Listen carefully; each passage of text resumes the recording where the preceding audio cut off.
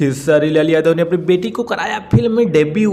क्या है खबर, यहाँ है बेखबर। चैनल को सब्सक्राइब कर लीजिए। आइए जान लेते हैं पूरी जानकारी। खेसारी लाल यादव की बहुप्रतीक्षित ब्लॉकबस्टर फिल्म संघर्ष 2 का टीजर जारी कर दिया गया है। तो दोस्तों, पराग पाटिल के निर्देशन में बनी संघर्ष 2 में सबसे खास बात यह है कि इस फिल्म में बाप बेटी दोनों ने गजब की एक्टिंग की है। जी हां दोस्तों, खेसारी लाल यादव अपनी बेटी कृति यादव को फिल्म में डेब्यू भी करा दिया है। अब कृति यादव में कितना टैलेंट है वह तो दर्शकों के प्यार से पता चलेगा। और क्या यह देखने वाली बात है कि पिता की तरह बेटी भी सुपरस्टार बनेगी।